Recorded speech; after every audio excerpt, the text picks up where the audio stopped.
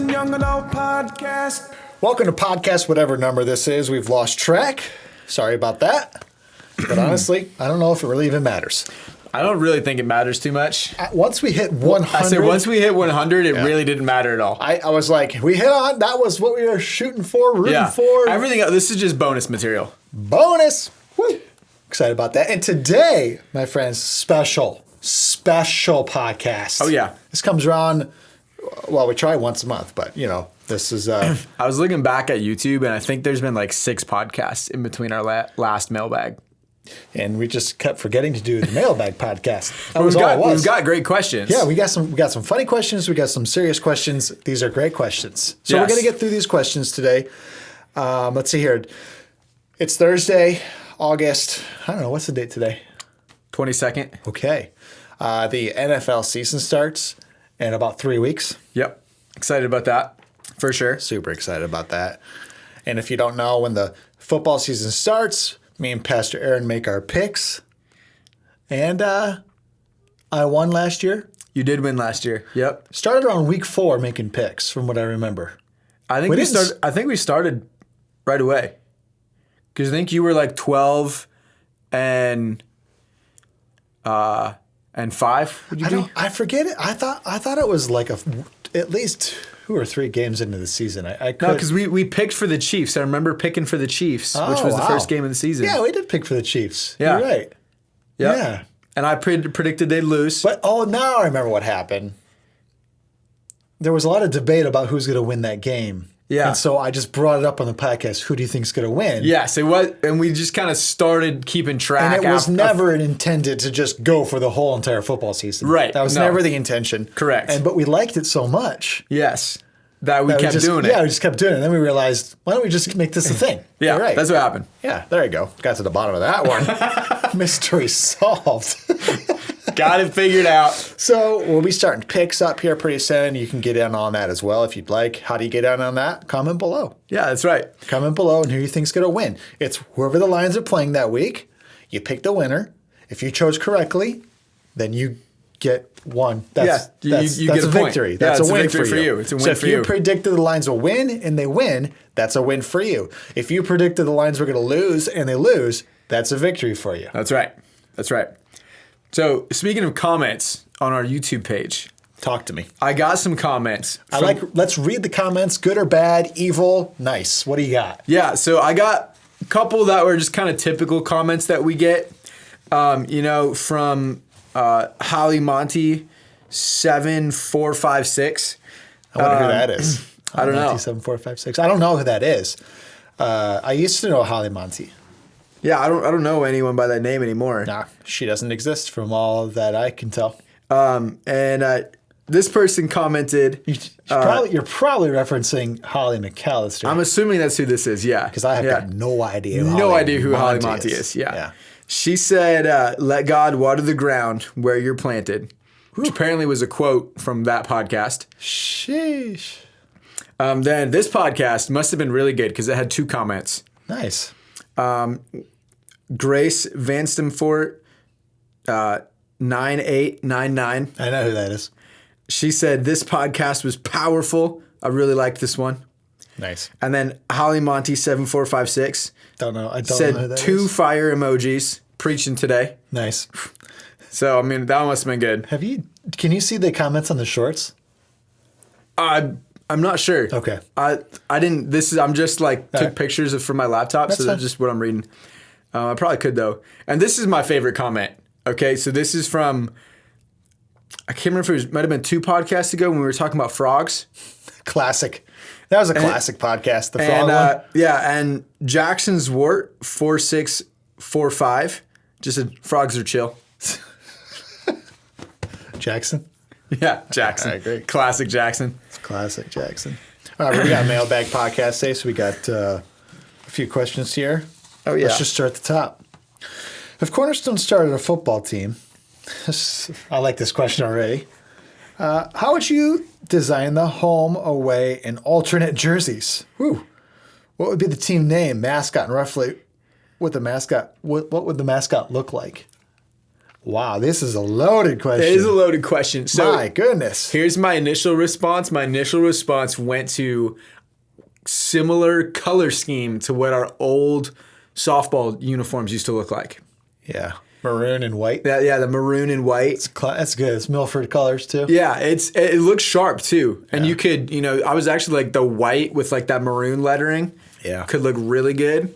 But, you could also change it up. You could do something different because we kind of got that like white and orange color scheme going now. Yeah, but I like the maroon and white more. The maroon and white does look, it looks fresher, I think. Yeah.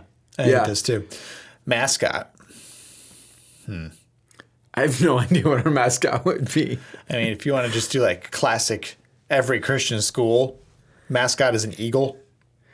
Yeah, but I don't want to do that. Okay. All right. No, I think you got to go something more ridiculously biblical, like Like a pale horse. yeah, or like just like Samson with his like ridiculously long hair. Does it got to be an animal? I don't think it has to be an animal. Really?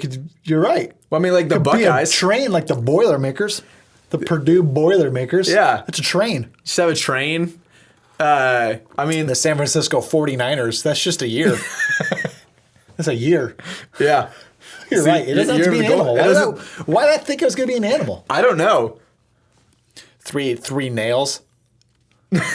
Cornerstone nailers. That's not bad. I know. That's not bad at all. That's not bad at all. That might be what we're It's going so with. Christian, though. It's kind of lame. That's kind of what's funny about it, though, is it's Yeah. like so incredibly Christian. You're like, what? It's so incredibly Christian. It's actually cool. It's kind of like just Christian cringe, But it's funny. Maybe we're going to go with the Cornerstone Nailers. 3 nails is our mascot. Colors are maroon and white. Yeah. Maybe if you have a better idea, though, drop it in the comments because Home jerseys are dominant maroon.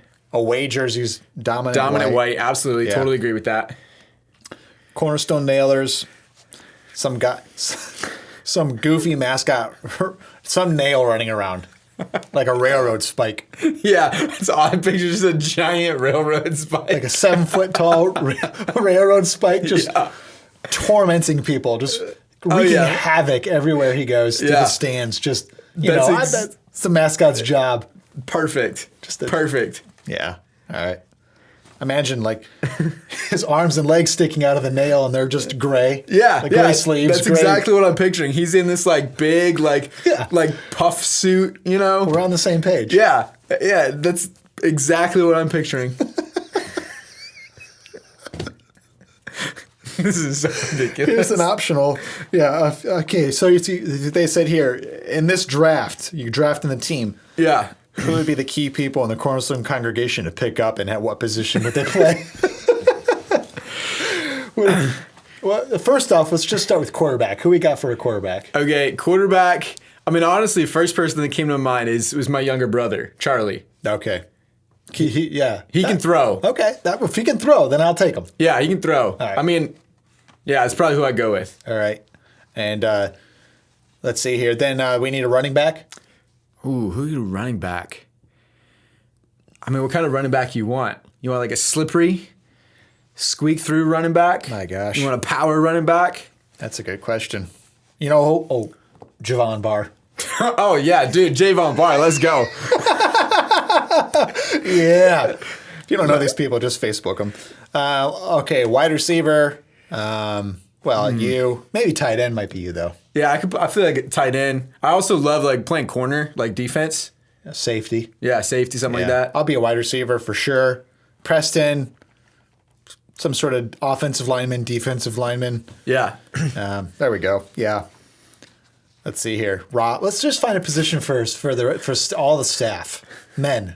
All right. Because I don't think the girls want to play. I mean, let's just be real here. Yeah, I just pictured like Jen Lucas trying to play. Exactly. And like, she's just gonna not do it. She's the water girl. yeah. She'd love that though. Yeah. That's not being like, it's not putting her down. It's putting her in her strength zone. Yeah, so that's her zone. She runs the cafe, so like getting people drinks is where that's her sweet spot. That's what I was thinking too. So Rob Patira. I'm gonna say linebacker. Linebacker? gonna say Okay, so. I was thinking like maybe like offensive tackle. Yeah. Pastor Tim? Coach? Head coach. Head coach? Head coach. He'd actually be great at that. Yeah. Jason? Jason's actually a pretty good wide receiver. All right. Wide Yeah. receiver. Yeah. Let's see who else is on staff. Well, you got you got a bunch of like maintenance men. Nate and Bob. Nate and Bob. Steve. Pastor Steve. Oh yeah. Pastor Steve, let's see, where'd Pastor Steve be? Linebacker, I think. Yeah, I was gonna say linebacker. Yeah. All right, this is funny. This is fun. Let's see here. What local church team would be the Green Bay Packers to your Lions? You respect the franchise, desire well for them, and want them to be good, but when you share turf, it could get heated. Okay, first of all, if they're the Green Bay Packers, I do not respect the franchise, I do not desire well for them, and I do not want them to be good, and when we do share turf, it will get heated. It will get heated. That's the Green Bay Packers. And I don't want to say any church names, so No, I don't want God to bless either. all your ministries out there, Yeah. everybody. I love you all. All right, here's a serious question. Okay. Do you want to move on to a serious Yeah, question? let's go to some serious Because questions. that's the honest truth to that answer is I can't answer that question. Yeah. Yeah, I totally agree. Yeah. All right. Maybe the Scientology church in Fenton.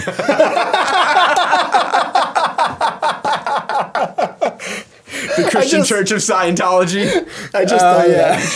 That's funny. That was good. There you go. Yeah, does that answer your question? It doesn't. It doesn't really give you the juice you want, I know, but that's still funny. All right. Well, this is a serious question.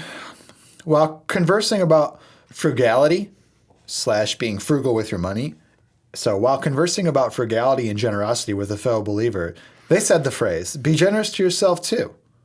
What do you think about this phrase? It immediately makes me just like think yes and no. All at the exact same time. Yeah, I was kind of thinking the exact same thing when I just read that question or heard it. Like, yes and no. I think that we need to be great stewards of our money. Jesus talked about that a lot. And Proverbs talks so much about being generous with our money. Jesus talked about being generous with our money. I think that there's nothing wrong with being like, hey, I've been saving up this money and I'm going to, make this purchase that I want to get this thing, like I got these pair of shoes. I've been saving up money for a while to get these shoes and I bought this pair of shoes. There's nothing wrong with that. This is a good steward of my money. But I think that phrase, be generous with yourself, could easily be interpreted the way that I think a lot of people will talk about like, hey, you got to love yourself too. Yeah.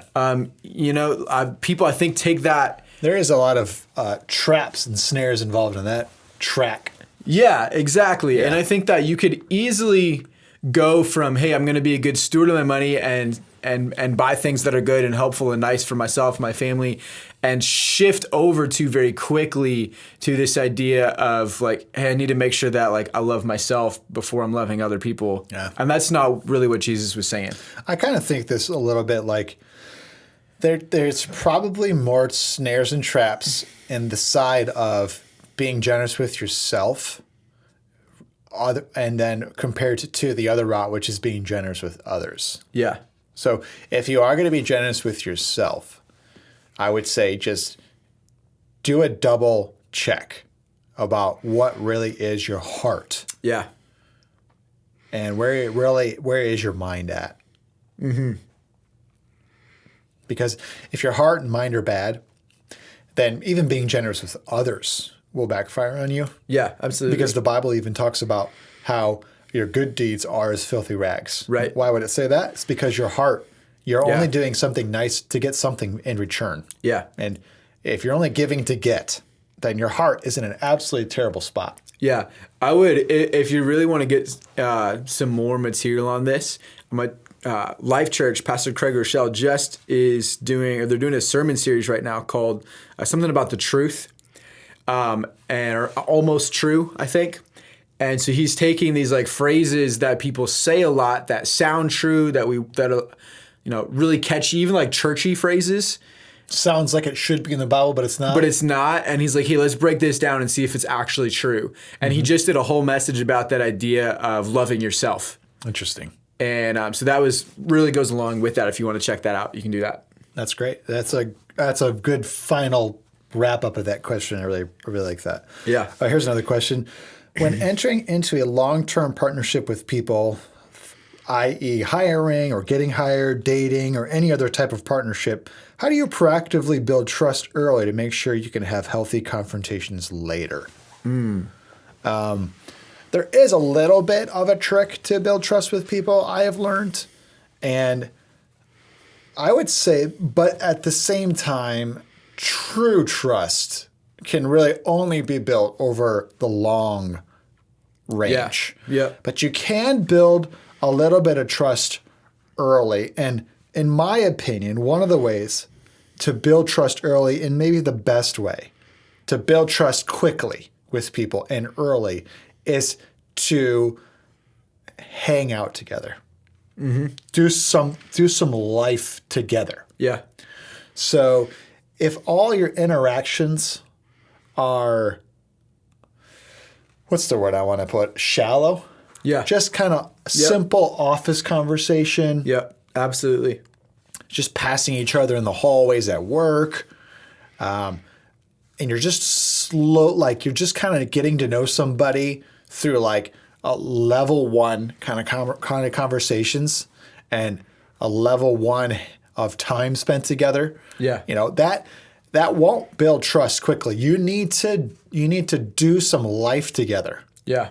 And I'll tell you right now, you want to do like an exercise to build trust quickly, like do a high ropes course together over the weekend. Yeah. Go whitewater rafting together.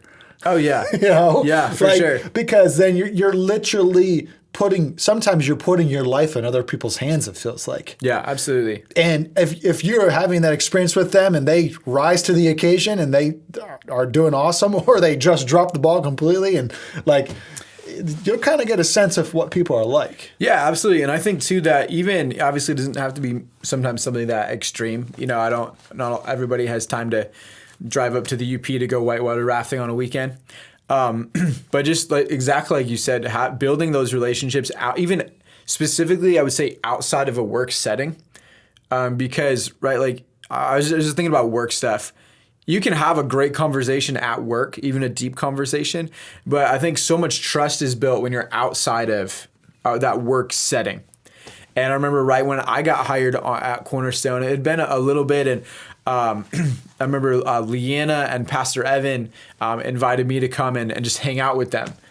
And I remember like, you know, we went, I think we just like went to the mall like with them and their spouses, and we just hung out, and I felt like, whoa, like I got to know these people so much better outside for 2 hours outside of work than I have, but we were working together for 8 hours all day. You know? Yes. And that's a little piece of advice, but still, trust, real trust is built over years. Oh, 100%. Of life together. 100%. And I'll even say this, even then, people can still hide secrets and hide themselves and protect themselves and put out a fake version of themselves to somehow hold power, hold position, and not lose stuff. So you never really quite know who people really are sometimes. That's a whole other podcast. I guess, yeah, so that is, you just opened a whole other can of worms. Yeah, I did open a can of worms. All right, we have got a couple more questions here. I like this question. It says, how do you keep a heavenly mindset when on a prayer walk? Ooh. Okay. I like that. So I guess it's no secret that I would say that I really, really love prayer walks. I would say that I almost have I have a very difficult time praying on my own unless I am like pacing or walking. And I know you like prayer walks too. Yeah. So I think I was talking with a student about this maybe a month or two ago. And so for me, I'm the same way. If I'm just like sitting down, I get so distracted and I just get like fidgety and mind wanders. Yeah, my mind wanders. But like walking helps me stay focused. And so like that's something that really helps me. Yeah. I was talking with a student and they're like, man, when I walk, like I'm just seeing everything and I get so distracted and think about all the stuff that I got to do and what I could do. And when it's like, well then if don't go on a prayer walk. Yeah, if it's so distracting to you, then find another way that you can connect with God. Absolutely. Maybe like for them, like, I think it's much easier for me to stay focused when I just like shut the door in my room and like have like just turn the lights off, like no distraction. Like, well then, hey, if that's how you can get just focused on Jesus, then don't try to go on a prayer walk. Yeah. Just focus on Jesus that way. Mm-hmm. I don't know. That would kind of be. But some practical things I do on my prayer walk too to keep me focused is I do a combination of maybe like 3 or 4 things. So I do pray, which means I bring my petitions to the Lord for myself and for others. You wouldn't believe how much is going on and how many people need prayer. So I definitely lift the petitions up. I spend time giving thanks to the Lord. It's like worshiping Him.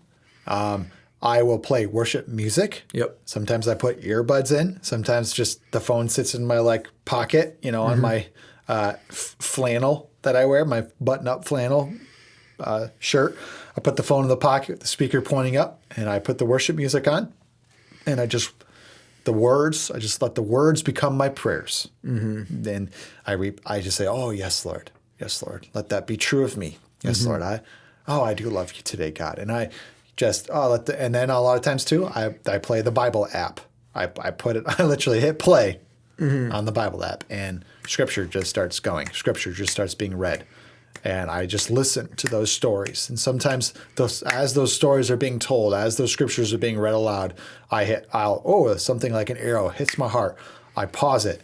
I ponder on it. I pray about that. Oh, yes, Lord. That's so true. I see that. Yes, Lord. I can see that. And I hit play again, or sometimes I go back to worship music. Sometimes I just stop and I pray a little bit. And a lot of times even too, I'll say this, is sometimes I just love to just not say anything, not listen to anything. And I'm aware that God is alive, that the sun is coming up for me today, that these birds are singing so that I have something. God put them here for me to enjoy. Come on. That's so good. And I just think about all that. I just let that become, and I just it heals you of all your stress and anxieties. That's really good. That's sometimes what I do as well. And that's prayer too. That's just absolutely. That's just being thankful for, wow, I'm healthy. I'm walking around, And look at all this good stuff around me. It's pretty incredible. Yeah, that's incredible. That's awesome. I hope that helps. Did that help, you think? I think so. That helped me. That gave me some great ideas too. Yeah, it did? That's good. Yeah. Sweet. Awesome. Last question. All right, here we go. Why do you think it's so hard to break a bad habit? So, we've talked a couple times on here about habits. I think one of the reasons it's so hard to break a bad habit is because usually bad habits feel good. Yep. Like if I'm like, man, that's actually the truth. That's the number one reason why it's hard to break a bad habit. Man, if I need to stop eating so many cookies. Well, cookies are delicious. I don't want to stop eating more cookies, Yeah. It's a really simple example, but I would say that's probably the number one reason that immediately comes to my mind of why it's so hard to break a bad habit. Yeah. Have you ever broken like a simple bad habit? Let's see. Actually, yeah. So I used to walk crooked. Okay. And I had no idea. It was just something that would just like happen. And one time my parents pointed it out. Like you would walk crooked down the sidewalk, feet, or your feet No, were my crooked? feet were crooked. My feet were like turned in. Like a pigeon. Yeah. Okay. And I had to learn how to walk, with my feet straight.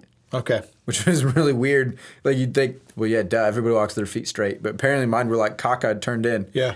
You guys can't see it on the camera, but I'm doing it with my feet right now. But just lift them up like this.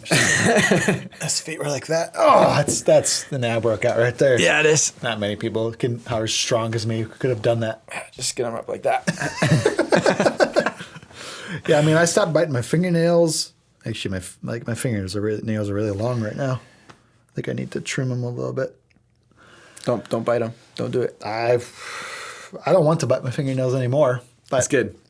yeah, but it's hard to break a bad habit because of what you're saying. It's because it feels good. Sometimes you get stuck in terrible cycles where, like, let's just say it's a bad habit that's actually so bad that it can destroy your life. And now, why would anybody continue to do that? Well, first of all, it feels good when you're doing it. Yeah. And then after it's all said and done, the effects of that kick in. Like if you're doing drugs, like or you're a drinker, Yeah. you know, like you get the hangover, you get these negative effects from the experience, and you like tell yourself, "Oh my gosh, I'm never doing that again. Oh, I'm never gonna do that again. I feel so terrible." And so you don't do it for a couple weeks, maybe, but then all of a sudden, just like the cravings kick in again. Yep. And what you told yourself you were never going to do, and you had all the right reasons, and you were really you were very true in all your reasons not to do it again. You find yourself, boom, doing it again. Yeah. And then the cycle starts again. The guilt, the shame, the bad feelings, and you tell yourself, "I never do that again, Lord. I'm so sorry." And then it starts again. Those are the cycles of addiction, and if you're stuck in that kind of cycle where like not just biting your fingernails or, you know, something like weird, doing some sort of weird thing with your mouth, like, you know, like a weird habit. No, where you're like your addictions and your bad habits could destroy your life. Yeah. Then you need to figure out why you want to do that stuff. Right. Now, I would seek professional help. Yeah, I was just going to say, I think if you're in that type of a habit or addiction where it has that potential to destroy your life, that I would recommend getting some professional help, getting some people to help you, because that is a cycle that is nearly impossible to break on your own. Yeah, and then there's bad theology out there, like that you can just live with this secret, isolated, nobody knowing, and God will heal you. Yeah. That's a bad theology. Yeah, absolutely.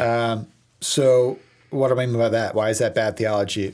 Because I've preached this message, Pastor Aaron has preached this message, and many pastors have preached this message, and it's called this: God uses people. That's right.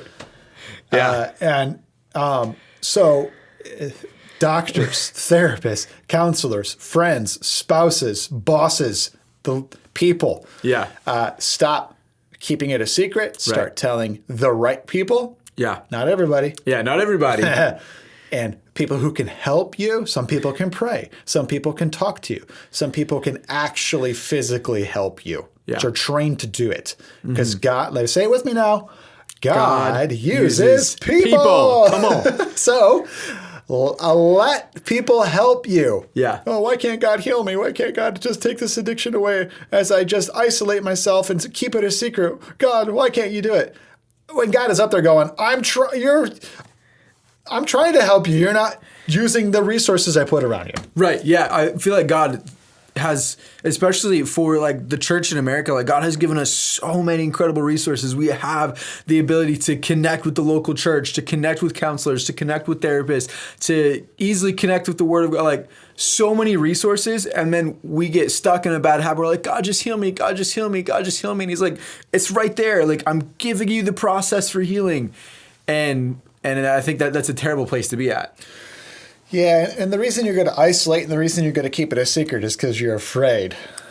And, people will judge you. You might get fired. Right. You might lose some friends over it once it's revealed. So you're just totally scared.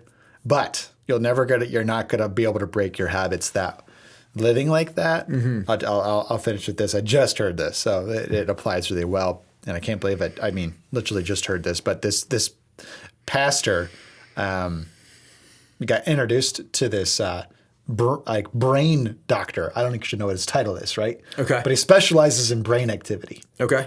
And the doctor was starting this experiment where he was like scanning people's brains. Okay. And then he was trying to figure out essentially like if your brain scan looks like this, then you've got like bad habits. Okay. Or childhood trauma. All right. Or you're going to hurt yourself one day. If your brain looks like this, you're healthy, you're emotionally healthy, you're probably going to do very well in life, blah, blah, blah, blah. Okay. And this pastor was introduced to this guy, and this doctor was like, hey, it's essentially like, can I scan all your brains for my research? Okay. And they were all like, sure. They actually thought it was going to be pretty cool. So they Yeah. went to the office one day. They all got their brains scanned. And a few days later, this doctor called the pastor. Okay. And he's like, hey, I got your brain scan here. Can I ask you some questions? And the guy was like, sure, He's like, asked him some questions and then told him this on the phone. You should resign. Your brain scan is so bad. You have self-destructive tendencies. I don't know you. I don't know your life. I don't know what's going on. But you should not be a pastor. Wow. And the pastor ignored him. Okay. But the truth, this was a few years ago. The pastor has now since been fired Wow. for secret lifestyles, affairs, addictions. That's crazy. He got caught. Yeah. Well, he's come out now, and the pastor has come out after years of being, quiet, and he's talked about that. And he goes, and when the doctor called me on the phone and told me that, he goes, I actually knew exactly what he was talking about, but I didn't listen, and I tried to hide it all. That's crazy. And he goes, so yeah, that brain scan revealed something about my life. Right. And I'll just say it. I said all that to say this, is that if you really do have bad habits and major things wrong, you need actual help. Yeah. And God has sent wonderful people, most likely, to help you. Yep. So stop living isolated and pretending like everything's awesome to save yourself. Absolutely. You're really just going to hurt yourself. So anyway, I'll just say all. Isn't that interesting? Yeah. That's a wild story. That's a great way to end. Here you go. All right. It's been great to be with you today, audience. So good. Catch you on the next one. Bye. Bye. Youth and Young Adult Podcast. Youth and Young Adult Podcast. Youth and Young Adult Podcast.